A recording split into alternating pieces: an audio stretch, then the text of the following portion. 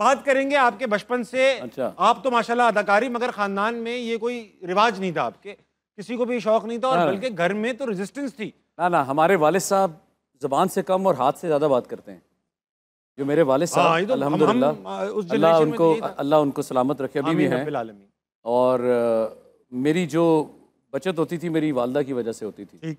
मेरे वालिद साहब इतने सख्त थे कि उनसे तो कोई बात वैसे भी नहीं कभी उनके बैठने में मैं कभी, मुझे याद नहीं जवानी में मैं कभी उनके साथ बैठा भी हूँ। वो बैठते थे, हम पीछे खड़े हो जाते थे, तो हम यही कहते थे अब्बू आते क्यों हैं, ये बाहरी आकर हम बैठ जाएंगे। तो अब्बू आते थे, फिर हम खड़े हो जाते थे। ये एक ही कुर्सी थी, क्यों खड़े हो जाते? एहतराम नहीं नहीं, एक थोड़ी थी अब यार, ये छोड़ दें आप। अब्बू आ रहे हैं तो अब्बू बैठेंगे, ये क्या था? कुर्सियाँ तो थी, मैं ड्राइंग रूम की बात कर रहा हूँ यार, मेहमानों के सामने। वरना तो हमारा आमना सामना बहुत कम ना। अच्छा, ये एहतराम, सच बताइएगा, एहतराम था या डर था? यार मैं ये समझता हूँ कि ये एहतराम प्लस डर था।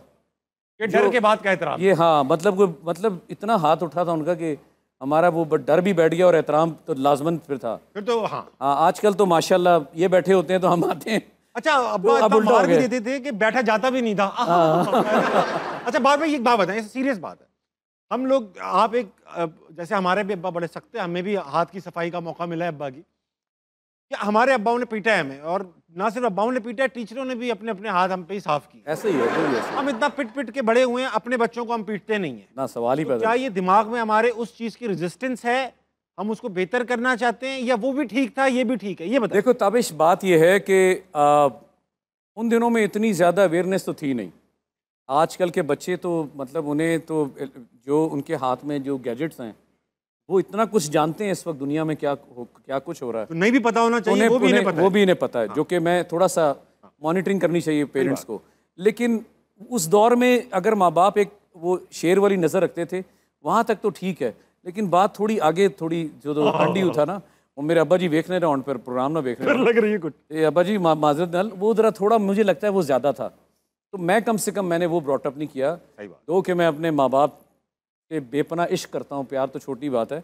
लेकिन मैं समझता हूँ कि आज के दौर का ब्रॉटअप और आज में दोस्ती ज़्यादा इसलिए ज़रूरी है कि आपके बच्चे कहीं बार दोस्ती न डालने और बुरे हाथों में न चले जाएं। सही बात। तो आप खुद उनके दोस्त बन जाओ, वो आपको सब कुछ बताएंगे। क्योंकि डर की वजह से मेरे बड़े भाई ने कुछ बातें मेरे वालिद से शेयर नहीं की। सही बात। जो करनी चाहिए थी। मैं सिर्फ इसलिए कह रहा हूँ, तो वालिदैन के साथ शेयर करना बेहतर है कि आप उन लोगों के हाथ में अपनी तस्वीरें, अपनी बातें, अपनी वो पर्सनल चीज़ें शेयर कर दें जो कि बाद में आप वायरल हो रहे हैं सुनेंगे। और दूसरों से सुने ना, तो वो बेहतर है कि आप ना करें। अच्छा, अब मैं एक सवाल before we go to the audience and ask them questions. मौला जट, अभी वाली द लेजेंड ऑफ मौला, जिसमें बाबर भाई आपका बड़ा इंपैक्टफुल कैरेक्टर, जब स्टार्ट हुआ तो मैं बेगम के साथ, मैं प्रीमियर पे था, बेगम को मैंने कहा यार क्या कमाल डायलॉग बोले, और मुझे ऐसा लग रहा था फिल्म में 3-4 बार और भी आएंगे, मगर 4 लाइनें, कैरेक्टर खत्म। बहुत पावरफुल लाइन ही नहीं थी ताबिश, मेरी तो लाइन रही नहीं।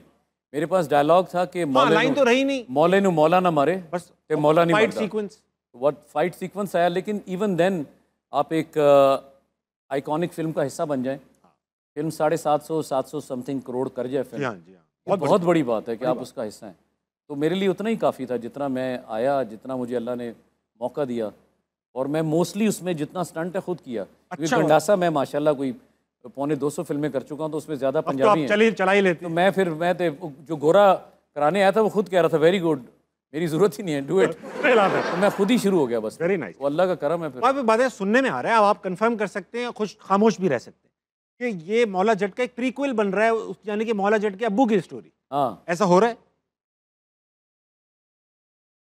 बस ठीक है, यानी हो रहा है तो के बस हमें हिंट मिल गए।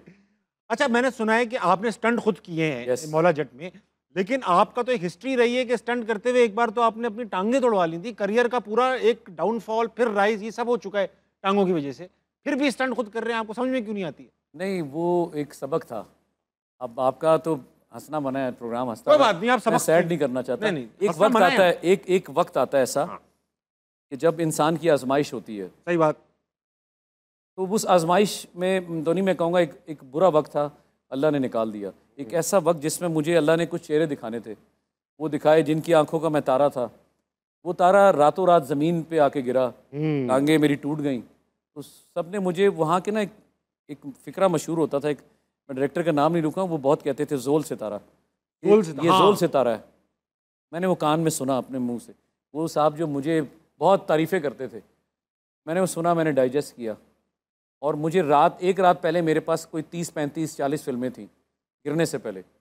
गिरने के बाद एक हफ़्ता लगा तो वो सारी फिल्मों के एडवांसेस, वो सारे लोग मोस्टली कुछ मेरे दरवाजे पर भी आ गए कि पैसे तक वापस कर दो। मेरे वालिद मेरे साथ खड़े रहे अल्लाह के बाद, वो लोगों के पैसे ना सिर्फ वापस किए, कुछ बैड पैच भी आ गया, कुछ ऐसा। वो वक्त मेरा निकला, वो 6 महीने जो थे, मैंने अपनी उस टूटी टांग के साथ और एक बैसाखी के साथ, मैं यंग था बहुत, और मैं इंतज़ार करता रहा कि ये अल्लाह पाक मुझे कुछ करे। उस टूटी टांग के साथ फिर मैंने यहाँ फिर वो फिल्म की जिसका नाम था घर कब आओगे और मेहंदी वाले हाथ। जी हाँ, जी हाँ, जी हाँ। मुझे मनीला लेकर चले गए। हाँ। जब मैं मनीला गया, ये आप लोगों के सुनने की बात है, ये आप लोगों की ज़िंदगी में भी अल्लाह ना करे कोई ऐसा वाक़या पेश आए जहाँ इंसान ना बहुत बुरी तरह टूटता है और उसको सामने ना उसकी एक शर्मिंदगी का सबब भी बनता है। आपने सारी ज़िंदगी जिन हीरोइंस के सामने गाने किए हों, आपके सामने वो डांस हो रहे हैं, आप हीरो हैं, आपके 5-5 गाने हैं, वहाँ अचानक पता चले आप विलन हैं और आपके सिर्फ फिल्म में हीरो की तरह कोई 30-40 सीन नहीं है, 4 सीन है, टोटल 4। ताबिश 2 दिन 3 दिन का काम है। 3 दिन भी आप ज़्यादा कह रहे हैं, 2 दिन कह लें, चलें 3 दिन आप आना जाना लगा लें। आपने मनीला जाना है, 2 दिन का 2 दिन का काम है आपका। आपके 4 सीन हैं, खलील रहमान कमर साहब ने लिखी है। अब मैं जो रात में मनीला में मुझे फ्लाई करवाया गया, वो रकम मैं आपको बता नहीं सकता जिस पे मुझे कास्ट किया गया।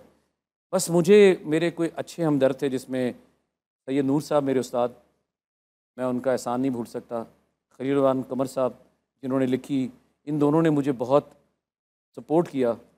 उन्होंने भी मेहंदी वाले हाथ मेरे लिए विलन की और घर का बाग में इन्होंने 4 लाने। तो मैं इनसे ये फ़िक्रा कह रहा था कि मेरे पास तो है ही कुछ नहीं, मैं 4 फ़िक्र। उन्होंने कहा ये कर जाओ और इसको ऐसा करो कि तुम इससे पहले कभी किसी ने किया ना हो विलन। ठीक है।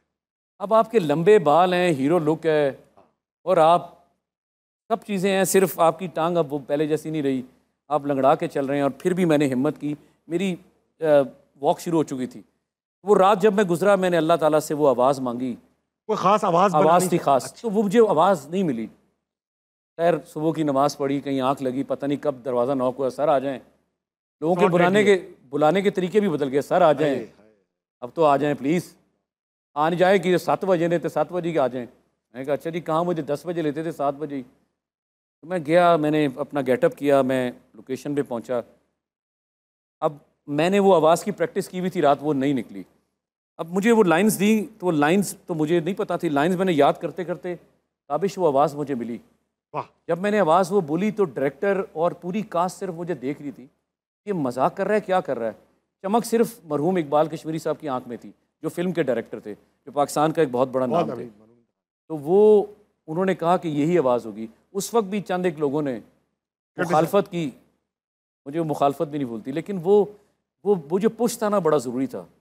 मैं भाई इधर आवाज़, एक वो डायलॉग दोबारा, बड़ा कामयाब डायलॉग है खलील रहमान कमर साहब का। वो ऐसा है कि आवाज़ सुनना भाई, वो ऐसा है कि ज़मीन पर सारे खड़े हुए, वो तमाम लोग जो मेरे साथ हीरोइंस थी, जिसमें सना खड़ी हैं, मीरा खड़ी हैं, साइमा जी खड़ी हैं, शान है, एहसन खान है, ज़ीशान सिकंदर अपनी काम कर रहे, इंडिया से सिरोज खान आई हुई थी, वो भी डांस करवाने उस फिल्म की, वो ज़रा कैमरे के बैक खड़ी हैं, और उसके अलावा हुजूम है कुछ पाकिस्तानियों का। ठीक है। मैं पहली बार विलन आसमान पे देख रहा हूँ, मैं अल्लाह पाक मेरी मदद कर। तो वो एक्शन होता है तो मैं कहता हूँ, ओबराय की नाक में खुजली करते हो, मौत से पंगा लेते हो, डर नहीं लगता तुम्हें? तो वो कहता है शर्मिंदा हूँ। आप बोलिए शर्मिंदा हो। शर्मिंदा हूँ। शर्मिंदा हो तो जिंदा क्यों? बस हट होता है। वाह वाह वाह। आप यकीन करें, वो आवाज़ थी, 4 सीन थे और 1.5-2 साल घर का बोगे सिनेमा से उतरी नहीं। उसके बाद जो उंगलियां ज़्यादा हैं और पैसे कम थे, जो मैं जिसमें साइन हुआ था, फिर 2 हीरो जितने मैं पैसे लेता था एज विलन, और फिर मैं फिल्म करता था। क्या बात है। और विलन वो जिस पे हीरो के 3 गाने और मेरे पे 4 होते थे। वाह यार वाह, फिर फायदा ही क्या हीरो बनने का है।